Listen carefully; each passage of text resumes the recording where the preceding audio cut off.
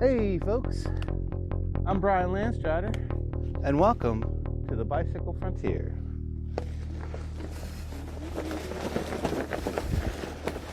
So yesterday, we took the Himiway out in a snowstorm.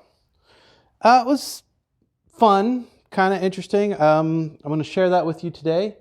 I was planning on going on a whole camping trip, but cotton pants are a lot worse than I ever imagined. So we'll talk about that here in a minute. But anyway, promised you guys that we would cook up that white feather meat that I purchased when I was passed through there last time. So I did the steak last night with the wife. So that'll be towards the end of this video. But let's go make some bacon and eggs, and then we'll sit down at the dining table and talk about our adventure. To go with our bacon and eggs, I decided to make up a biscuit recipe on the fly. We started with 3 tablespoons of butter, 1 cup of flour, 1 tablespoon of baking powder, 1 tablespoon of sugar. Mix that, and then add about 1/3 cup of water. I didn't have any milk, or I would have used that. Mix that thoroughly. Divide it up into some biscuits. Don't forget to butter your cast iron skillet with some ghee or some other kind of oil. You don't want them to stick. This is the pack of bacon that I got when I was at the White Feather storefront. Doesn't that look good? Here comes the one-hand egg drop.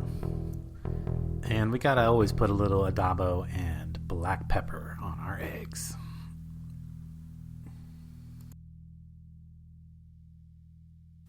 Oh no, I think I might have burned the biscuits just a little bit. They'll be okay though.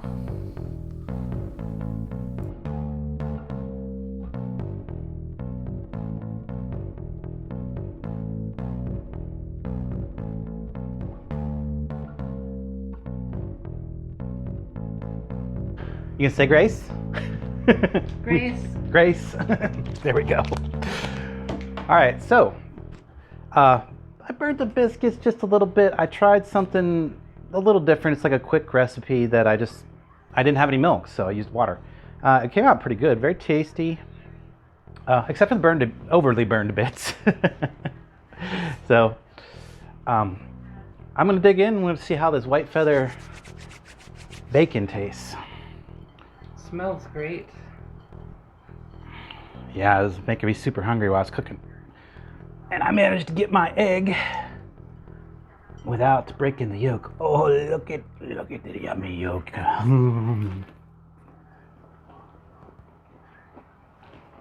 Oh yeah. Oh, cat fight. We're chasing each other around. You probably smell our food and they're coming for it. This one is.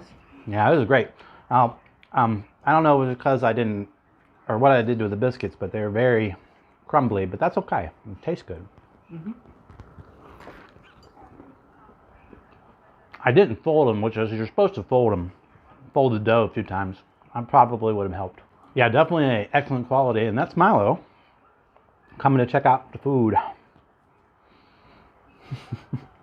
We've tried to keep them off the table, but it's a lost cause. That is a very good bacon. So we also got this. Is that going to show up right? The text is going to be backwards. Here, let me show it to this camera.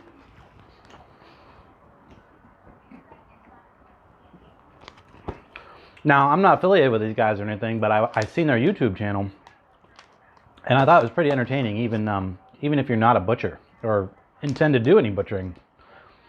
It's very informative, and they're pretty good at entertaining as far as butchers go, you know. Anyway, like I said, not affiliated at all, but I will show you their information in case you want to know. But we're gonna try this now. Maybe if I can figure out how to open it. That was easy. This is like a trail food. I imagine hikers would really like this. hikers, bikers. Ah, there we go. All right, let me try a piece of this. It pretty much tastes, I mean, really good. Reminds me a lot of like just like a Jack-o'-lynx or something like that. You can't really detect the cranberries too much. Very, very good. I like that. You want to try it? Mm-hmm. Okay, I lied. When you actually get a cranberry, you definitely taste the cranberry, and it's very good.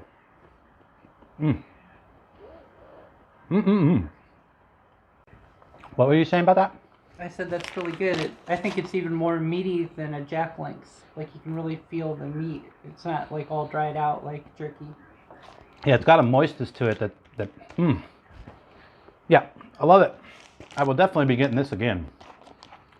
Definitely be getting that again. All right, guys, I'm gonna finish my breakfast. Then we'll talk about the rest of the video.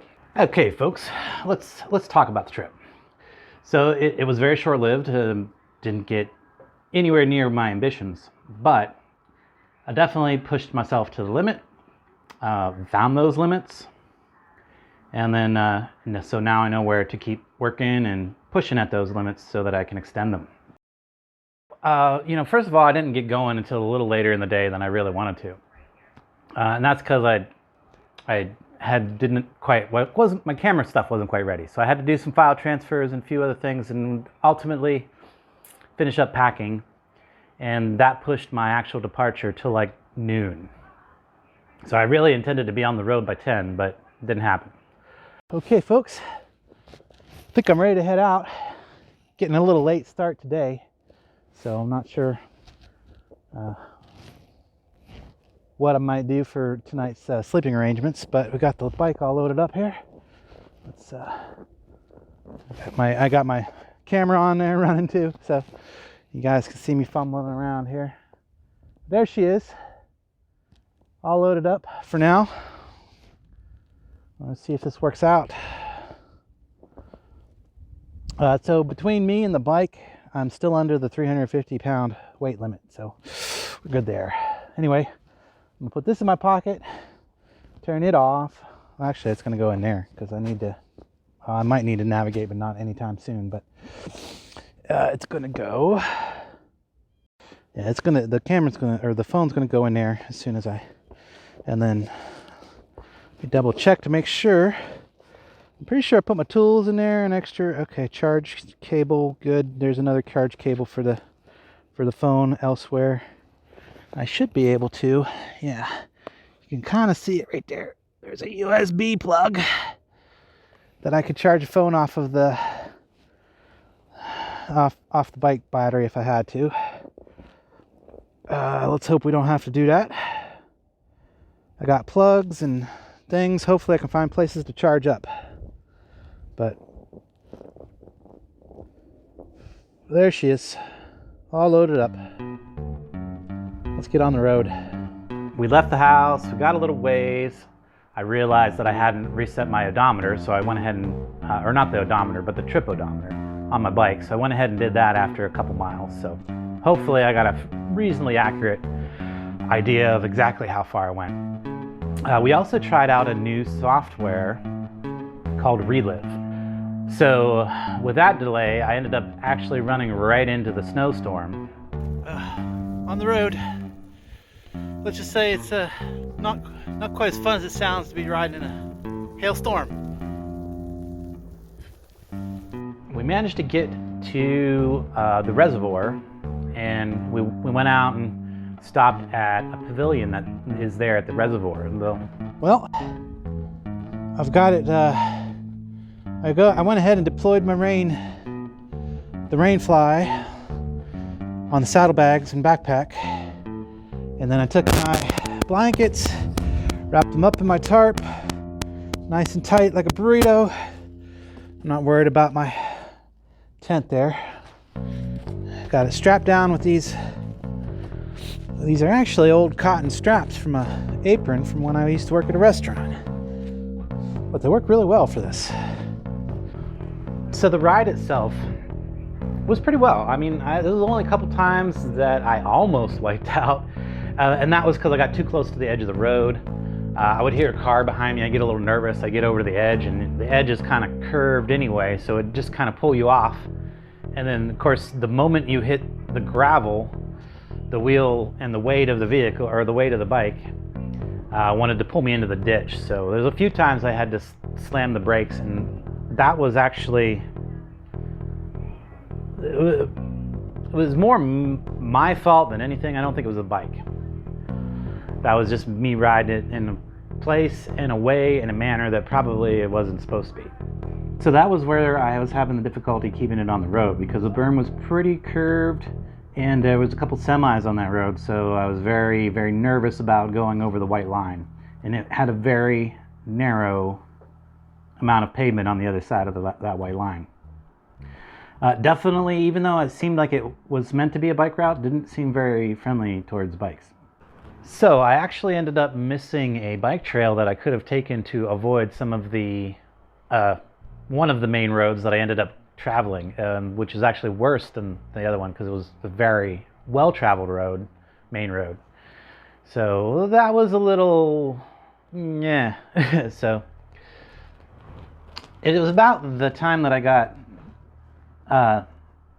it was about that time that I was starting to think about maybe it was better to turn around. I was already very wet and starting to feel it in my upper thighs.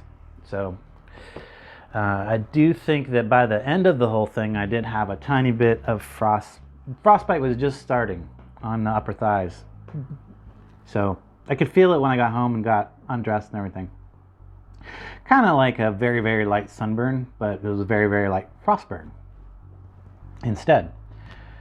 But in the process of trying to figure out the best way to get back, I was looking up at my map, maps, and Google alerted me to a bike trail that was really near. So we went and got on that bike trail.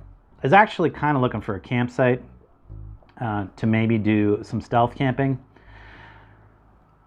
But yeah, I'm really not too willing to trespass and all that other stuff that you may have to do to stealth camp. What I have done in the past is, if I was going to sleep on somebody's property, I would go to the door, knock on the door, and ask them if it was okay if I pitched my tent in their backyard or their back 40 or whatever, and that's worked for me in the past. So I was considering that, but with the pandemic and everything, I decided against that as well. So we pressed on down the trail, and I actually found a location that I thought might be viable for stealth camping. It kind of looked like it was already a bike trail, so we went off on it, and then got a little ways, and I seen a little campsite and realized this is probably private property. So I looked it up on an app that I used to check that stuff out, and found out it was private property. Found out where the owner lived and their name and stuff like that. And I thought, I really considered, like I said, going to knocking on the door and seeing if they'd be amenable to me pitching a tent down by the river. And ultimately I ended up deciding I didn't want to do that, mainly because of the pandemic thing. And the other reason was I was pretty sure that I was already starting to feel the effects of frostbite in my upper thighs there because of all the water that had accumulated on my legs and then was soaked through. So after all that happened, this is kind of the point that I decided, yep, it's not happening. I wasn't nearly as prepared as I thought I would, and I could tell that I already had pushed myself a lot. So yeah, I was tired. My legs were cramping a little bit. Took a short break, talked to the camera a bit, hoping that would be enough for me to get my legs rested enough to get back to the house. So, woo, okay. Well, guys, it's getting late in the day, and I'm on a bike trail now. At least I got off the main road. I didn't even know this was here. I could have been on it earlier. I'm actually heading back because there's no way I'm getting to the destination I wanted to get to tonight.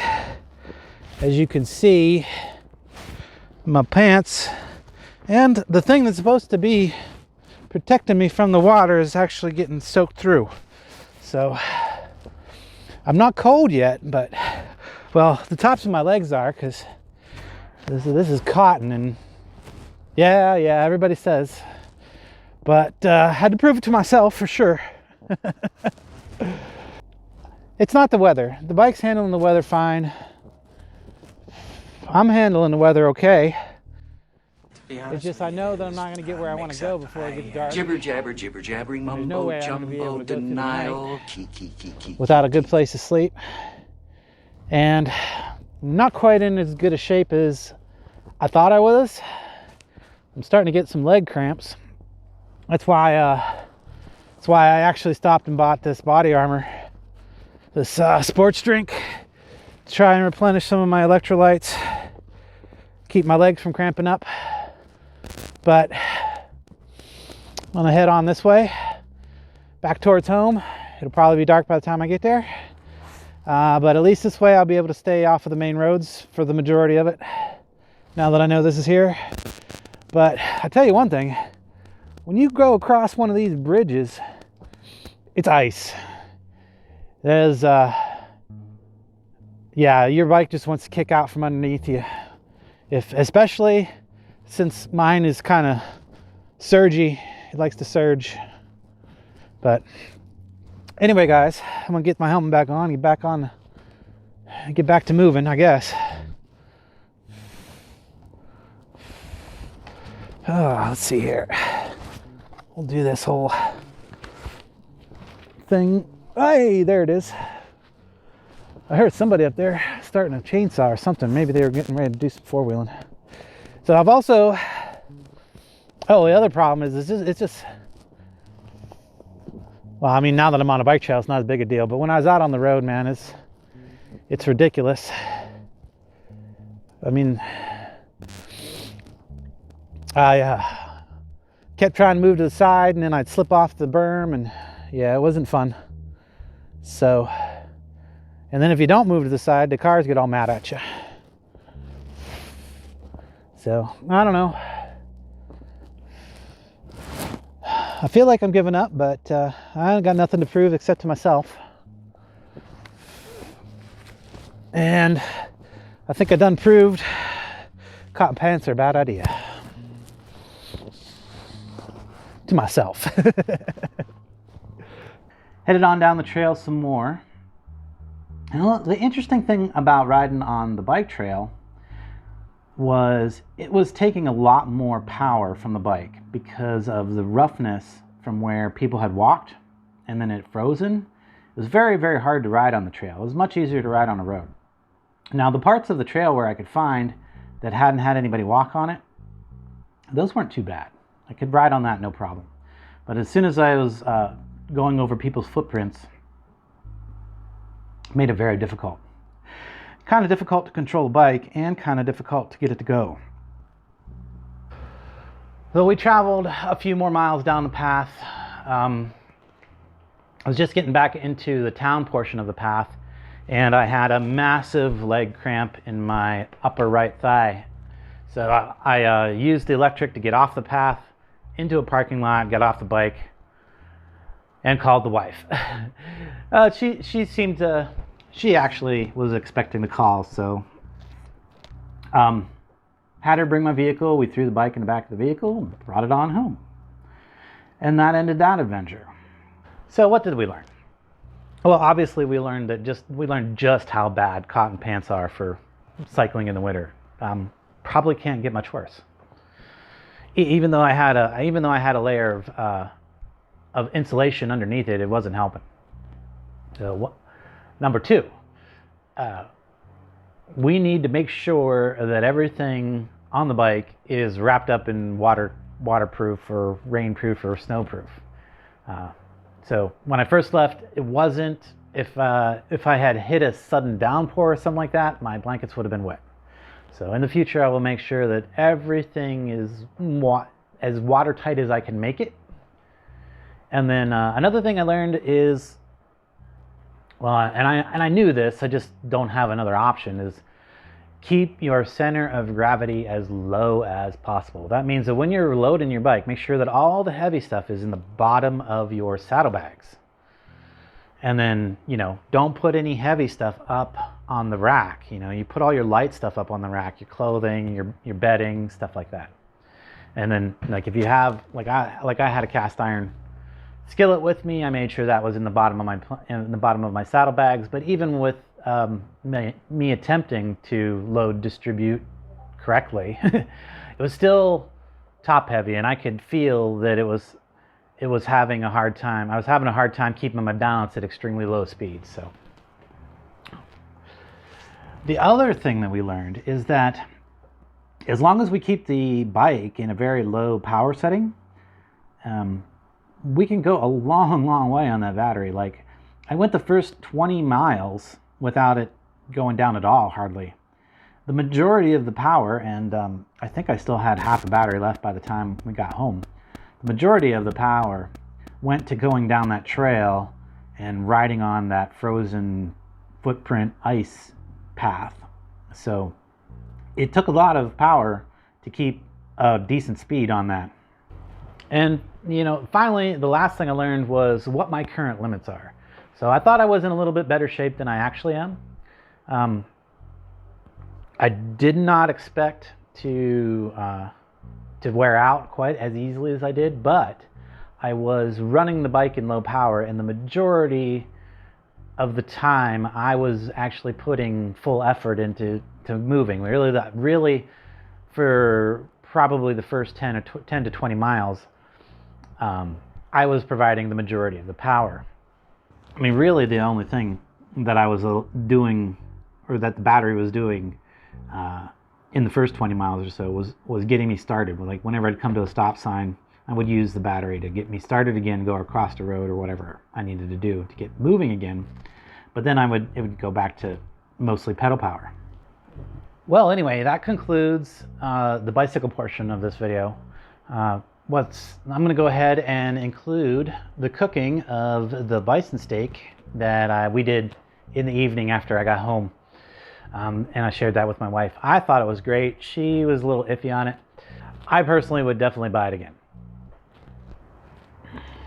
Well, anyway, guys, thanks so much for hanging out with me. I hope you liked the video. We're gonna keep this up. We're gonna keep pushing ourselves. We're eventually gonna get there. Once I get into shape and get the correct equipment, one way or another, whether I have to make it or, well, beg, borrow, and steal, you know. But anyway, once we get the right setup and maybe better understand our limits, we'll be ready to go. So anyway, I do have some pretty big ambitions. I want to complete that cross-country trek that I started 11 years ago and never got to do. Maybe I want to even take my Himiway to all the 48 continental states eventually. We'll see. I don't know. I'm definitely going to get a full review of the bike after I've had a chance to further rate it. I mean, I can definitely give you my opinion right now. I love it. We'll get into the reasons why I like it, but I don't have anything to compare it to, and that's one of my problems with reviewing it. If I was to review it, how would I compare it to anything else? It's the only electric bike I've had. Now I can compare it to my Schwinn mountain bike, but I don't think it's a fair comparison. That thing is almost 30 years old. My Schwinn, that is. And the Hemiway is brand new, so. We did get a lot more miles on it this time, but and I will give you a thorough, in-depth review of it in the future. I know, this next bit doesn't have a whole lot to do with the rest of the video, but I did promise you guys that I would review all of that product that I got from White Feather the last time I was there, and I had showed you in the vlog. So, without further ado, and before I add the mushrooms, I want to make sure that all of my onions are translucent and starting to caramelize a little bit. Then we'll throw the mushrooms in and add the steak. The steak is pretty small. We're gonna find out if the price per pound is worth it. Wow. I want to rub some spices onto this first. No, it don't matter. Oh, I know what I'll do. Put it in my hand. Oh, look at that pretty piece of meat. It's not quite as pretty on the other side, but it's not bad. But let's do that side first. And we'll go ahead and cover that in some spice. And rub it in real good. Oh yeah. Let's just go ahead and lay that down in there. Bunch more spice on the top.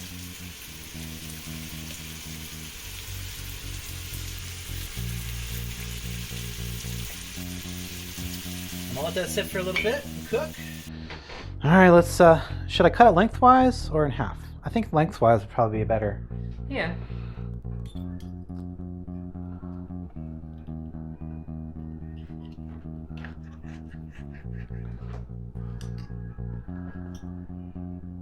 Oh, I think that looks perfect to me.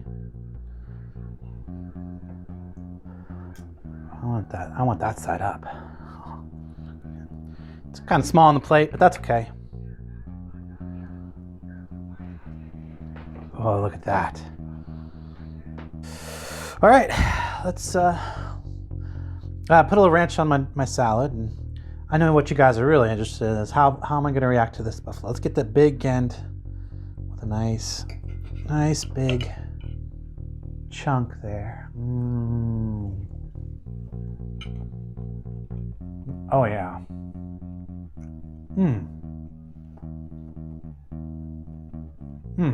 That is really good. If nobody told me that it was buffalo, I'd think it was just a really good steak. That is delicious. I need a mushroom. Oh. Perfect together. Yep. I don't think I do it often, but worth it. Yeah. I think next time I'm gonna get a roast. So guys, this is delicious. Hopefully you guys will like the little ride I did today. I probably should do like another little summation of what happened or what all went on. So I'll probably voice that over on some of the footage. But thanks for watching. Don't forget to hit that like button if you like what you see. Hit the subscribe, and if you want to be notified when new videos are coming out, don't forget to ring the bell. And when you record me, make sure that I'm off center. In the future. I always like to be off center